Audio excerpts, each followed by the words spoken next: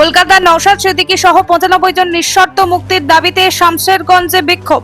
কলকাতার ধর্মতলায় ওয়াকফ আন্দোলন ঘিরে গ্রেপ্তার আইএসএফ বিধায়ক নওশাদ সিদ্দিকী সহ মোট 95 জন। অভিযোগে তাদের বিরুদ্ধে জামিন অযোগ্য ধারায় মামলা রুজু হয়েছে। ধৃতদের আজ আদালতে তোলা হবে। এই ঘটনার প্রতিবাদে বৃহস্পতিবার বিকেলে মুর্শিদাবাদের শামশেরগঞ্জের পুরাতন ডাকবাংলায় অবস্থান বিক্ষোভ অনুষ্ঠিত হয়। আইএসএফ ও অন্যান্য সংগঠনের নেতাকর্মীরা এদিন বিক্ষোভে যোগ দেন। স্লোগানে তারা সরকারের বিরুদ্ধে ক্ষোভ উগরে দেন। প্রতিবাদী সভায় বক্তারা অভিযোগ করেন, গণতান্ত্রিক আন্দোলন স্তব্ধ করার জন্যই একযোগে এতজনকে গ্রেপ্তার করা হয়েছে। স্বৈরাচারী দমননীতির মুখেও আন্দোলন থামবে না। 20 সংগঠনের নেতৃত্ব গ্রেপ্তার উল্লেখ্য। বুধবার ধর্মতলায় ওয়াকফ আন্দোলনের সময় এসডিপিআই, ডাব্লিউপিআই, আইএসএফ সহ মোট 20টি সংগঠনের নেতৃত্ব সহ 94 জনকে গ্রেপ্তার করে পুলিশ। এর জেরেই শামশেরগঞ্জে উত্তাল বিক্ষোভের। দাবি একটাই, ধৃত 94 জন নেতার অবিলম্বে নিঃশর্ত মুক্তি চাই। আপনারা যারা সোশ্যাল মিডিয়া লক্ষ্য করছেন তারা দেখেছেন গতকালকে কলকাতার ওয়াই চ্যানেলে যে ধর্ণা মঞ্চ হচ্ছিল বেশ কয়েকটা ইস্যু নিয়ে, তার মধ্যে ছিল এসআইআর। আপনারা দেখেছেন বিহার এসআইআর নামে যে জ্যান্ত মানুষকে তারা ডিভোটার বানিয়ে দিয়েছে। আরও কয়েকটা ইস্যু ছিল যে এসসি এসটি ভুয়ো কোটায় তার চাকরি করছে, আর যে ওয়াকফ বিল, এই কয়েকটা ইস্যু নিয়ে শান্তিপূর্ণ ধর্ণা অবস্থান হচ্ছিল। শুরু হওয়ার আগেই রাজ্যের পুলিশ মন্ত্রীর নির্দেশেই সেখানকার পুলিশ সেই ধর্ণা মঞ্চে বানচাল করে, অতঃপর বিভিন্ন নেতৃত্বকে টেনে হিঁচড়ে তারা গ্রেপ্তার করে। আমরা সেই গ্রেপ্তারের প্রতিবাদে আজকে আইএসএফ, এসডিপিআই, ডাব্লিউপিআই যৌথ উদ্যোগে ডাকবাংলার এই মোড়ে একটা বিক্ষোভ অবস্থান করলাম।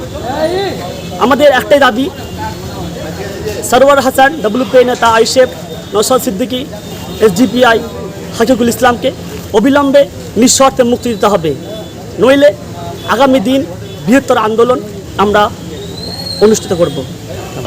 আজকে আপনারা মিডিয়ার মারফতে গতকালকে দেখেছিলেন যে কলকাতায় রাজপথে একটা যে ধর্ণা মঞ্চ 20টি সংগঠন মিলে হয়েছিল, সেখানে নওশাদ সিদ্দিকী সহ একাধিক 96 জন নেতাকে অ্যারেস্ট করেছে। কী কারণে?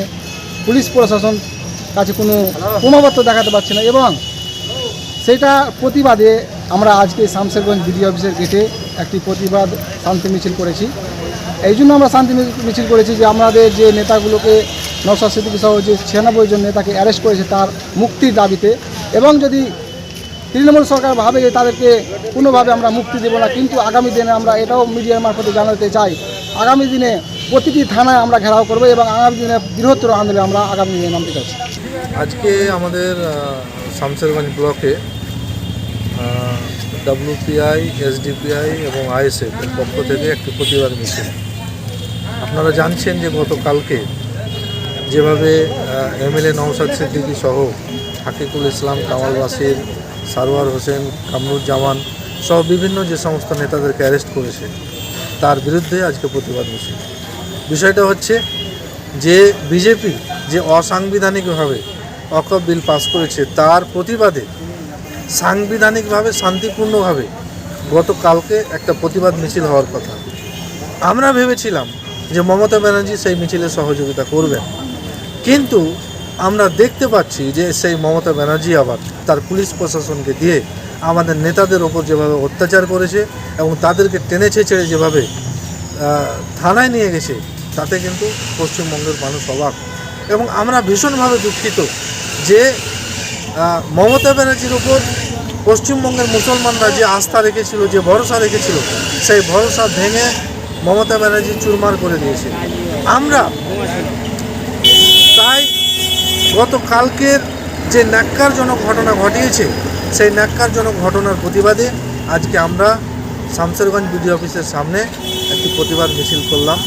আজকের এই প্রতিবাদ মিছিলে আমাদের বেশ কয়েকটি দাবি ছিল। প্রথম দাবি যে যাদেরকে অ্যারেস্ট করা হয়েছে তাদেরকে নিঃশর্তভাবে মুক্তি দিতে হবে।